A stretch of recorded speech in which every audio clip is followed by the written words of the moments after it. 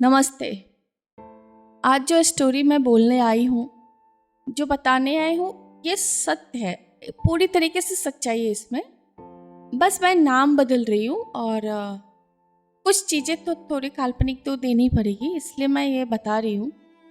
मेरी फ्रेंड जिस दिन ये स्टोरी बता रही थी, उस दिन सुन के मैं हैरान थी। उसका आंसू रुक नहीं रहा था और सुन के मुझे ऐसा लग रहा था ये सच में एक हॉरर स्टोरी ही है, क्योंकि ये वो कहानी है जो किसी महिला के लिए या माँ के लिए हॉरर से कम नहीं है। जिस दिन वो कहानी सुना रही थी, उन्होंने बताया कि गणपति बप्पा आए हुए थे मुंबई में और वो गणपति बप्पा का 7वां दिन था, जबकि इसके पहले वो बहुत सारे डोमेस्टिक वायलेंस या बहुत कुछ झेल चुकी थी। लेकिन इस बार वो टाइम था जब वो हस्बैंड और दोनों बच्चे के साथ बड़ी मुश्किल से अलग रहने आए और सब कुछ ठीक चल रहा था। मतलब जैसे कि एक छोटा सा घर, वन रूम किचन ही सही, पर उन्होंने लिया था और उसमें शिफ्ट हुए थे। लेकिन ये खुशियाँ जो है ना, मेरी फ्रेंड्स के लाइफ में ज़्यादा दिन टिकने वाली नहीं, मतलब टिकती नहीं थी। जब वो बोल रही थी तो मैं हैरान थी कि क्या सच में ऐसा होता है। और हाँ, होता है सच में। कहीं ना कहीं किसी न किसी के साथ ऐसा हुआ तो जरूर होगा, जो मेरी दोस्त बता रही है। जैसे कि उन्होंने बोला पप्पा आए हुए थे, घर में तैयारियां थी। ऐसा नहीं कि वो घर में पप्पा बिठाती है, पर एक खुशी होती जब पप्पा आते ना मुंबई में। जो खुशियाँ होती चारों तरफ, खुशियाँ ही खुशियाँ। मतलब ऐसा लगता है कि ये पल हर पल हो। इंसान अपने आप ही मन में एक वो उमंग होती है, वो जीने की ख्वाहिश होती है जो आप समझ नहीं पाओ। ये तो मैंने बता दिया। अब शुरू करती हूँ कहानी।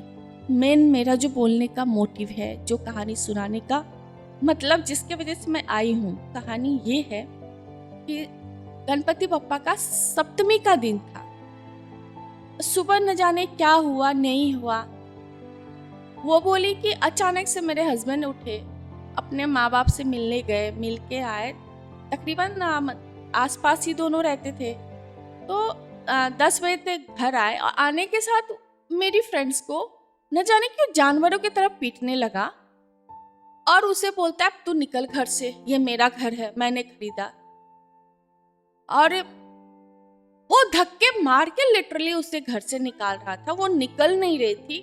और नॉर्मल घर में लोग नाइटी में या रेगुलर कपड़े में ही रहते हैं, तो वो रेगुलर कपड़े में थी। उसने इतना मांगा कि कम से कम मुझे ये कपड़ा तो चेंज करे, तुम निकाल रहे हो। अगर मैं घर से बाहर भी जाऊंगी तो मुझे एक थोड़ा सा ढंग का, एक हमारी जो पारंपरिक वेशभूषा है, साड़ी वो पहनती ज्यादा, तो साड़ी तो पहन लेने दो।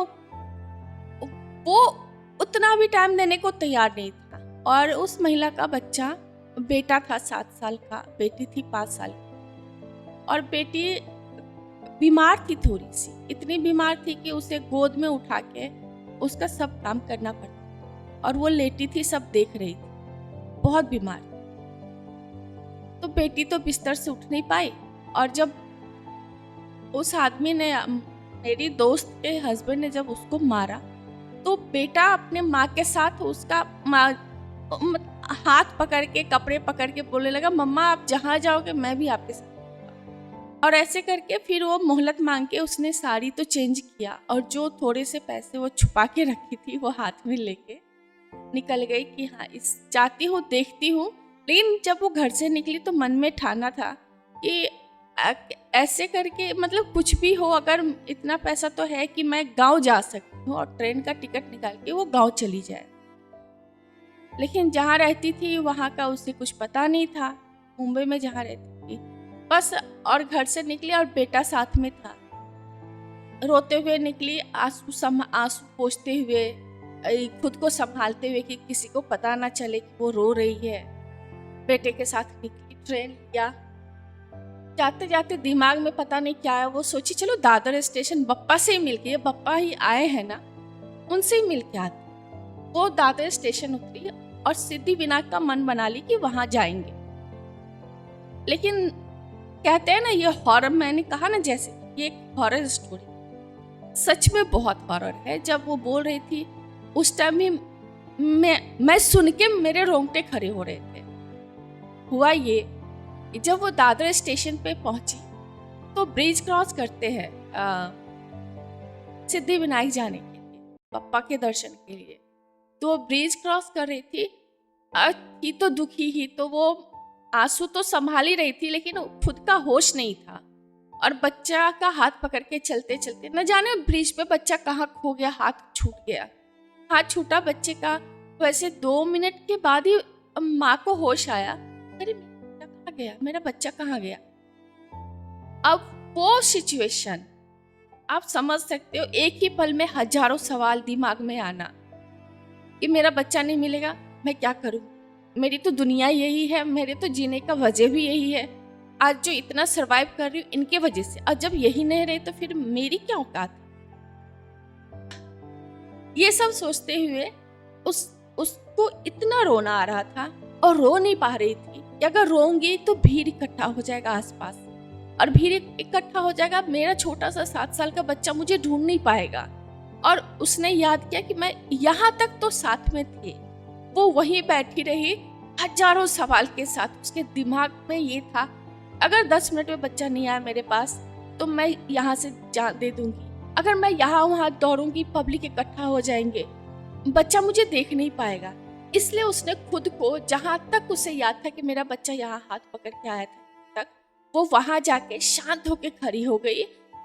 दिलो दिमाग में तो हजारों सवाल दौड़ रहे थे, लेकिन एक उम्मीद था कि मेरा बच्चा आएगा, इतना समझदार तो है।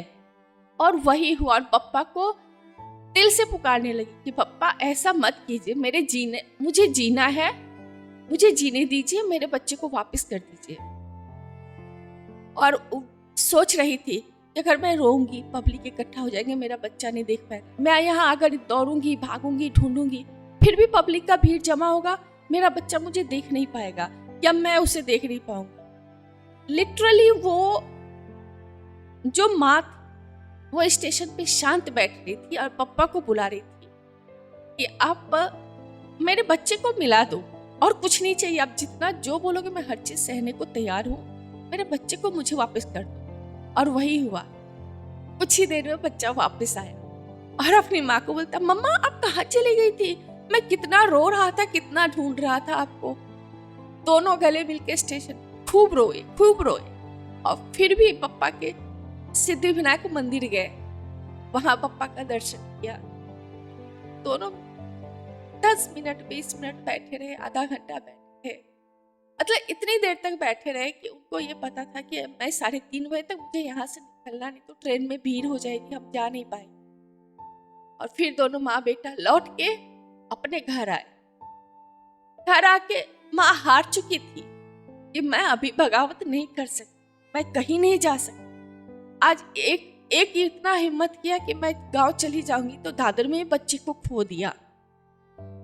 वो हिम्मत हार के घर आई, और मेरी दोस्त ने जो कहा, इसके बाद से उसके हस्बैंड ने जो उसके साथ किया वो तो ठीक है, लेकिन वो यही सोच के कांप उठी थी, उसका आत्मा घबरा गया था कि आज क्या हो जाता। और वो अपने घर आई और बच्चे के साथ रहने लगी।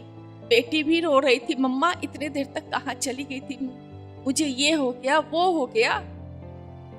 और फिर उसने पापा से एक चीज मांगा, उनके जो सब वाहन है मूसक, उनके कान में कहा, अगर मैं सक्षम हूँ दोनों बच्चों को संभालने में तो मुझे हिम्मत दीजिए, अगर आपको लगता है कि मैं नहीं हूँ तो मुझे ये जो मेरे साथ हो रहा है वो सब बर्दाश्त करने की शक्ति दीजिए, और लेकिन एक ना एक दिन आपको न्याय जरूर करना होगा।